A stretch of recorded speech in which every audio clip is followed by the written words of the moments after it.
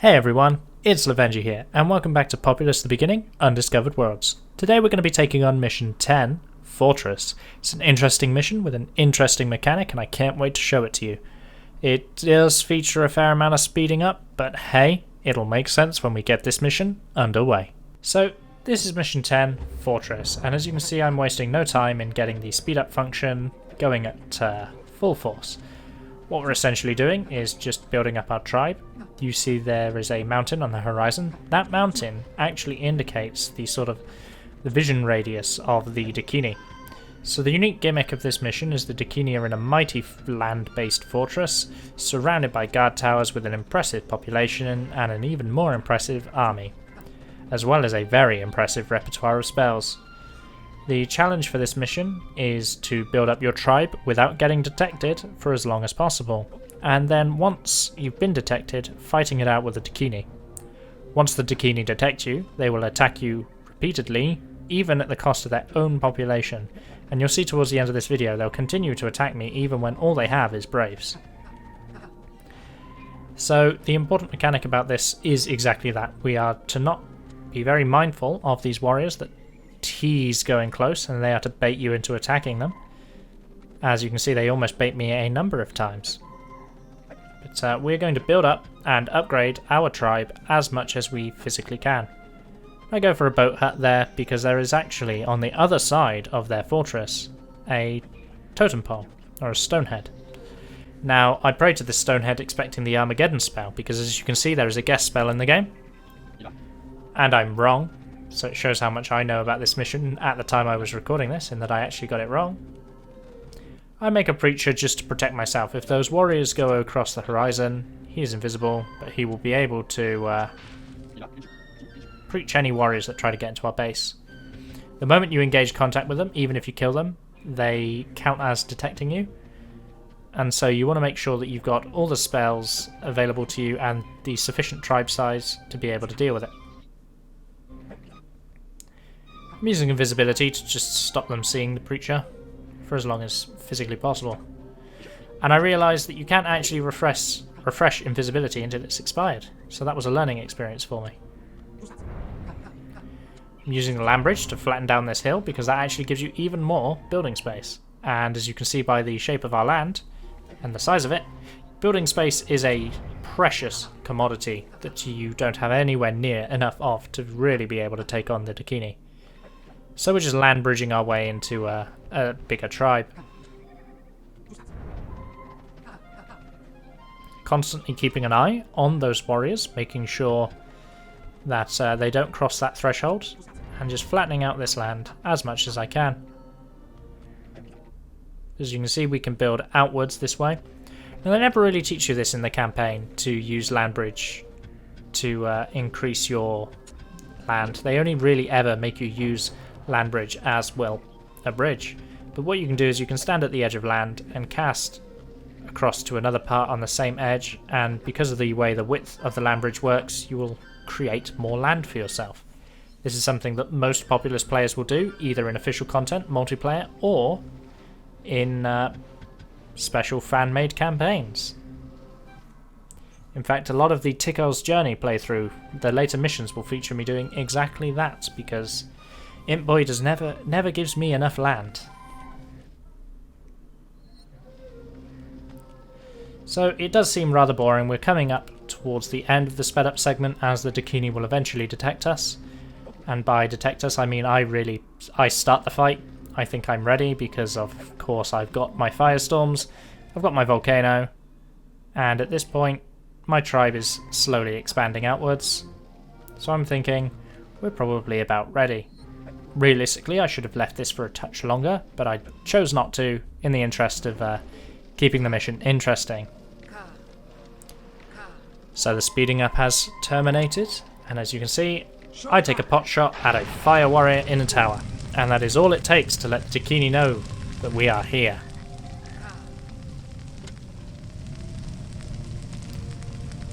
So what I've found, and the general way I attack the Dakini, is a land bridge will reach to those towers. So if you take those towers out, you can land bridge over and be fine.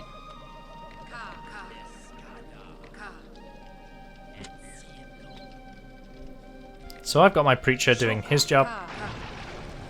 He's stopping that warrior exactly as I explained earlier on in the video that I wanted him to be doing. That's the stonehead that I mentioned. I'm thinking that would be very useful. It ends up not being all that useful.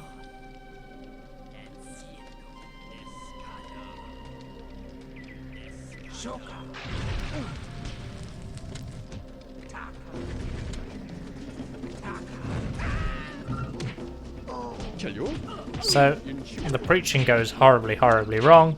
They send a preacher, and that's a little notification saying you have been discovered. Prepare yourself because they will attack you, and boy do they attack you. I'm still focusing on my attack vector, which is to land bridge up to that hill. That will give me the height advantage to cast some pretty devastating volcanoes. Now, the shape of their fortress means, yes, it's hard to get into, but once you're into, a volcano or two can do real damage to them.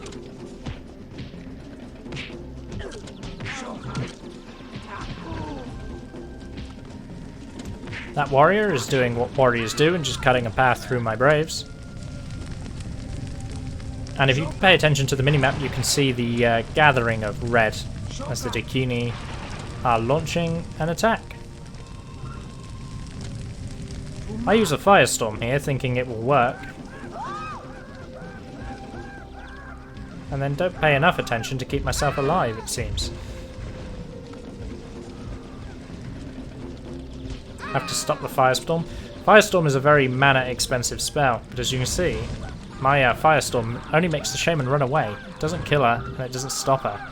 And she is in the middle of my tribe, using a firestorm of her own. So the Dakini come at you hard and fast, and as you can see, this is truly Populous official content, as I get a notification saying one of my buildings has been destroyed. Like this is the first time I'm playing the game.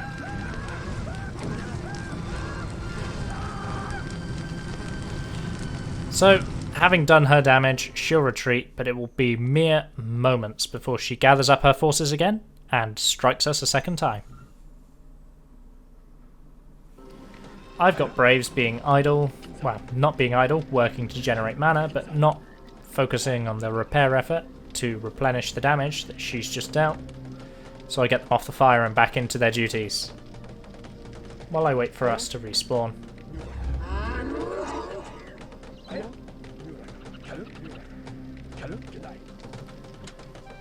Now this mission is going to function largely as you expect it to. We're going to be fending off attack after attack after attack, building up our mana pool, and then striking back with this mana that we have. Now, if I hadn't died in that previous attack, I would have immediately returned and done a retaliatory volcano.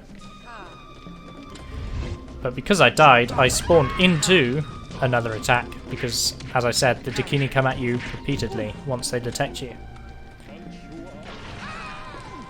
This mission is probably about as aggressive as the AI ever gets in the official Populous content. It's not very focused on trying to kill you normally, and often retreats before it does any real damage. But in this mission, the Dakini are hell-bent on ending you, and they will attack you again and again and again, relentlessly unloading all their spells onto your small amount of island until you die. So this is probably the biggest risk of death of any of the Undiscovered World missions, except for Mission 12, but that's for a different reason, and in the official campaign, other than Mission 5, which of course, and Mission 15, which of course are both timer missions, and so you are scripted to die. Realising now I also forgot Mission 10, From the Depths, which is also a timed mission in which you can die quite easily. It's a common behaviour for the AI that if you deal enough damage to them when they're trying to attack you, they will give up on their attack and return back to their base, which is what happened there. A couple of well-placed lightnings, there was only a couple of fire warriors left, and the fire warriors decided it wasn't worth it and returned back to the Dakini base.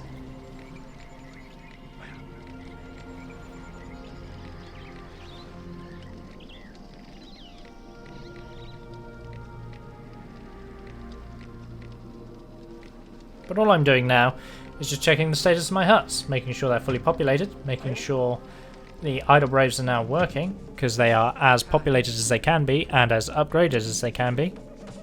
And I'm continuing to take out these huts. The important thing about taking out these huts is fire warriors on ground that high have incredible range, and it can make it very difficult to get anywhere near the Dakini if those guard towers remain. But this mission is essentially defending. You will defend as much as you can because the Dakini will whittle down their own population in their relentless attacks of you. They won't actually wait for their population to respawn, so their numbers will continue to dwindle as they continue to attack you over and over and over.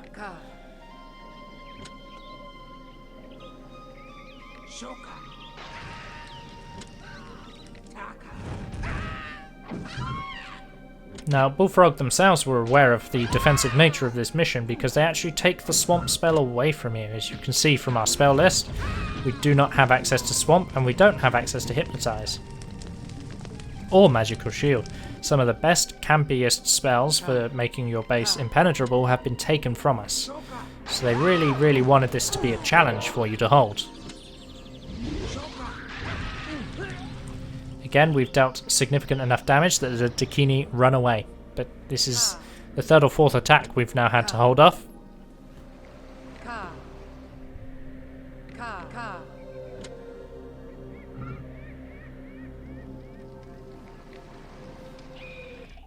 So I'm building a boat because I'm convinced that that Stonehead has Armageddon. It does not, but I've never actually prayed to it before, so I was convinced it was. I wanted to show it off for the purposes of this mission. Not going to tell you what's in there, you'll see it eventually.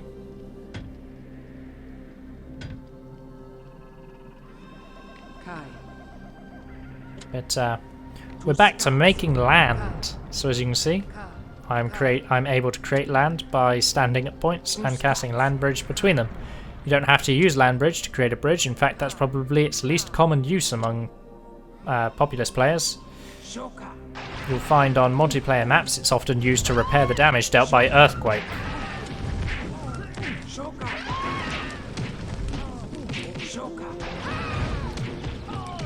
So, another Dakini attack, this time Shamanless, easily defeated with a few well-placed lightnings. And we're going to just carry on doing what we're doing. We've just made a whole bunch of land that needs to be built.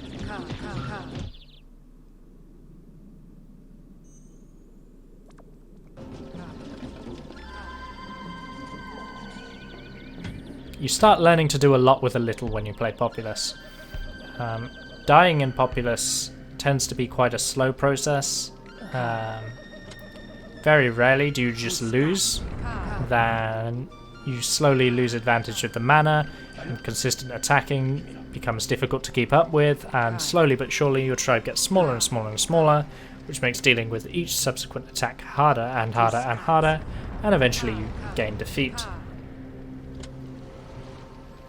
There are situations in which, when all the spells are being unloaded, you can just die, but generally by the very nature of it, Populous is quite a hard game to die quickly in. Solo is an exemption to that rule in which you have only the shaman, so if you die you're kind of dead.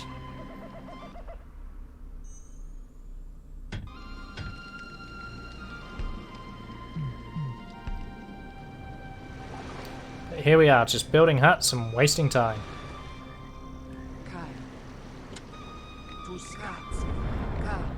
Now I'm not paying attention, and once again that results in me letting the Dakini back into my base. She unfortunately moves at the very last second, but I managed to get a semi-blind lightning on her because she stops to cast a blast. If you know the enemy shaman is trying to light you, you need to keep moving.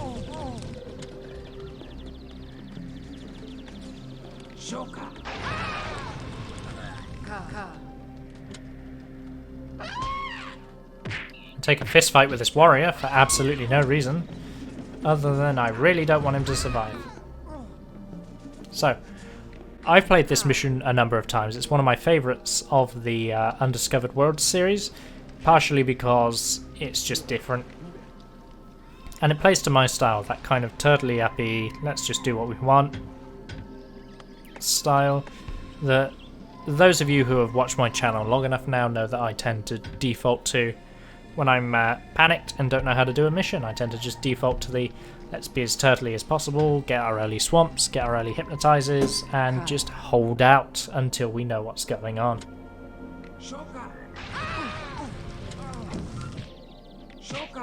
Missing that lightning causes all sorts of havoc because now the enemy are really scattered. It's hard to get any group damage onto them, so I separate them with Swarm.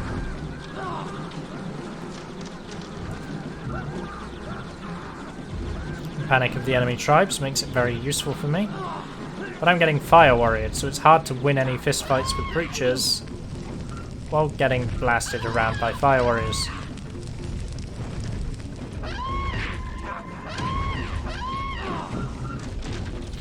I don't mind dying to the fire warriors, my main concern is the preachers themselves. So I do actually die. But at this point I've dealt with the preachers, which was my main concern and my main sort of point of fear.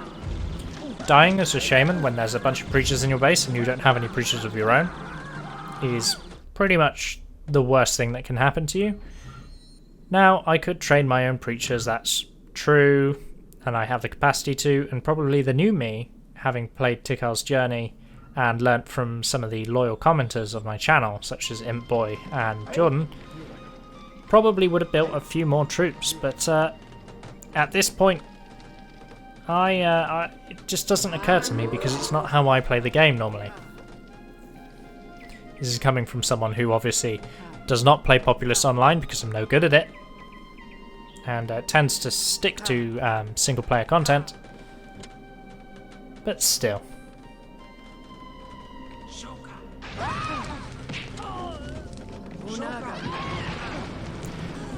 I'm not convinced that lightning should have killed her.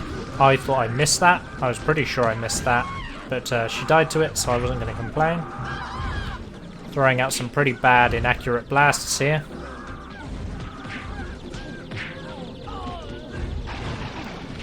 And they really like telling us some pretty stories with creatures. But again, as you can see, if you look to the minimap, the amount of red density in the top right-hand corner is really thinning out. And that is because, as I explained, the Dakini will continue to attack us over and over and over again, even at the detriment of their own tribe's population. So they are actually killing themselves on us. It may seem like we're doing nothing but holding off, but as you can see, they're already grouping up yet another attack. They are doing everything in their power to kill themselves. All you have to do is hold out. And as you can see, that range is incredible. It outranges my lightning.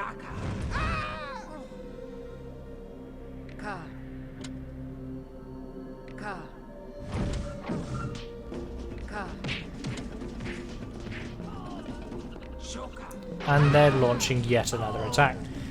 That, again, I wouldn't recommend lightning on it as early as I did because, again, you separate them all.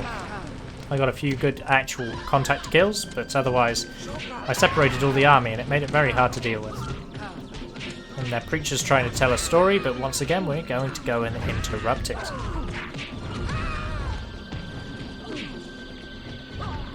It doesn't seem like much is happening. We're kind of just...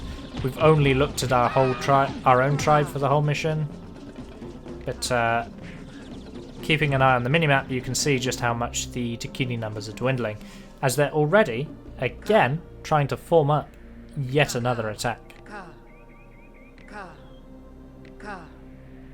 Now, at this point, instead of doing my usual land bridge, I'm just walking in. God, you have to love that volcano incantation, especially in the evil voice.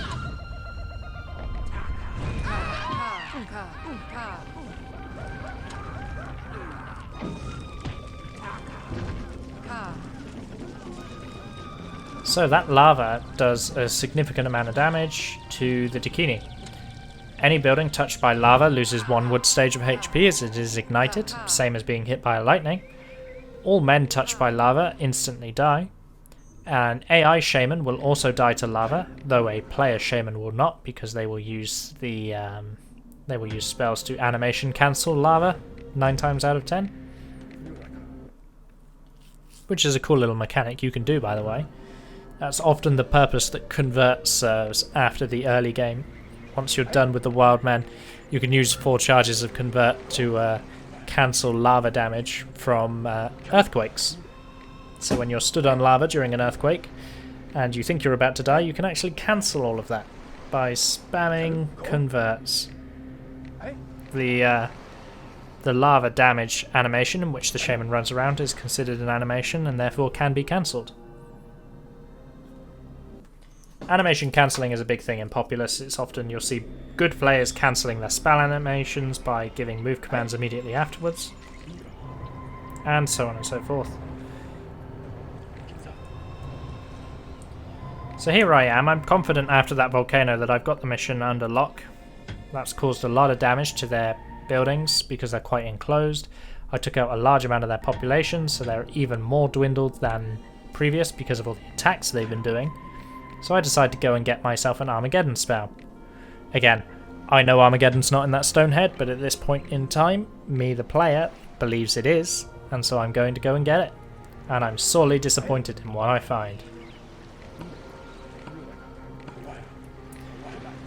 Boats continue to suck. That's no different. And we're going for a prey.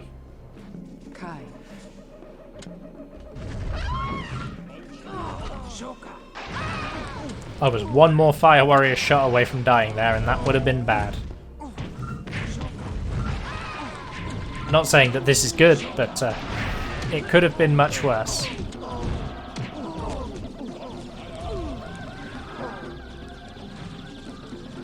I accidentally lightning my my Fire Warrior hut instead of the Preacher because I'm so worried about the sound I can hear, which is a spy. Now, that Stonehead contains the Bloodlust spell. That is an incredibly useful spell. One of the strongest spells in the game, especially when you combine it with things like Magical Shield. However, I don't use it in this mission because prior to me understanding how strong the spell was, which happened about a week ago, I thought it was a really bad spell, so I don't use it. No. The Bloodlust spell would be very, very, very recommended here, but I don't utilize it. So I allow the Dakini into my base. I mess it up entirely, I get Fire Warriored, I get hit by a few good spells, and the Dakini get in to cause all kind of havoc. But as you can see from the minimap, this is pretty much all they have left. They are running low. Now honestly, a good few Bloodlusts on some warriors and I could clean this mission up right here. But again, at this point I'm convinced the Bloodlust spell is worthless and I do not use it, to my own detriment.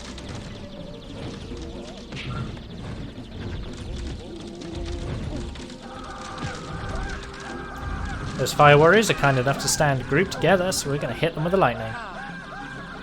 So, I'll repeat myself because this mission is actually coming towards a close. There's only a couple of minutes left of the video. The premise of this mission is to turtle up, build up your tribe as much as possible. Then, basically, all you have to do to win this mission is hold off the Dakini attacks. They will kill themselves on you. As you can see, this attack is containing more and more Braves and less trained followers, because of the attack frequency they're trying to go with. They are programmed to attack you more frequently than their huts can sustain. They will kill themselves on you. Sneak in for a cheeky volcano here and there where you can to just speed up that process. Look at the minimap. There's just a few pathetic specks of red left, and they're in fact summoning for another attack. So the Dakini really do kill themselves on you. I'm not lying. So with that being all that's left of the Dakini, we're going to go in for the kill.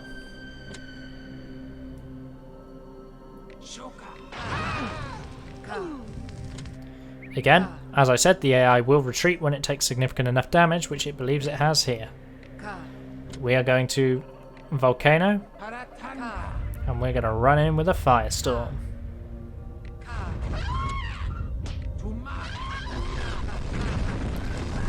So some wonderful damage. The volcano makes a horrible sound when it rises from the ground, very similar to the Armageddon spell. That kind of terraforming-y sound. But other than that, that's going to be the end of the mission. I'm going to be quiet while this mission closes out.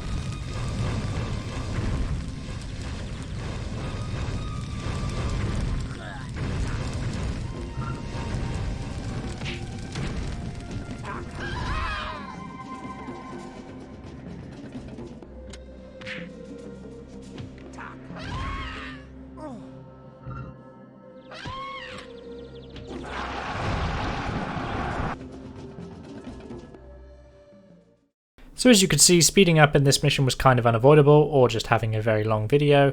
The Dakini are designed to just attack you pretty much until one of you die relentlessly from the moment they detect you, so there's a long period at the start of the mission before they detect you where you're just trying to build up, and that's what we were speeding up. Anyway, as always, like, comment, share the video, subscribe, let me know what you'd like to see me do differently in future videos. Bye for now.